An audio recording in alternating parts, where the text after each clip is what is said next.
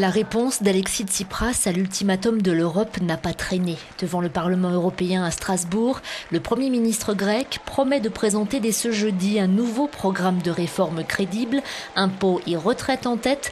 En échange d'une nouvelle aide financière sur 3 ans, il défend aussi son droit à choisir la manière de redresser son pays.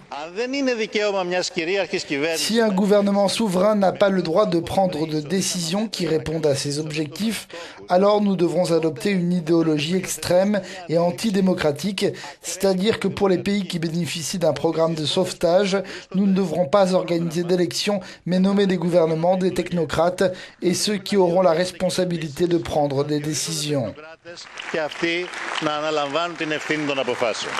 S'il s'attaque à Bruxelles dans son discours, Alexis Tsipras n'hésite pas à mettre en cause directement son propre pays.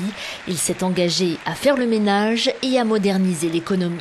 Et vous avez raison, en Grèce, il y a des distorsions du passé qui doivent être éliminées, comme par exemple la distorsion de la retraite anticipée, et nous avons pris l'initiative de la supprimer sans que personne ne trouve rien à redire.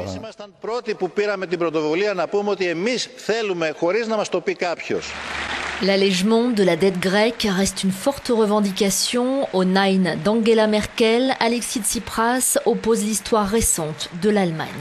Je tiens à vous rappeler, Monsieur Weber, que le plus fort moment de solidarité de l'histoire récente a eu lieu en 1953, quand votre pays est sorti endetté et pillé après 2 guerres mondiales, et que l'Europe et tous les pays européens ont montré la plus grande solidarité dans l'accord de Londres de 1953.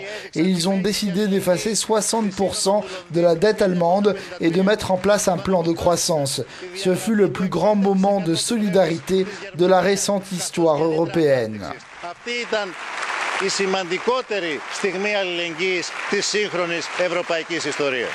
Alexis Tsipras demande à ses partenaires de la zone euro de conclure un compromis honorable pour remettre son pays sur la voie de la croissance. Il réaffirme son attachement à demeurer au sein de la zone euro.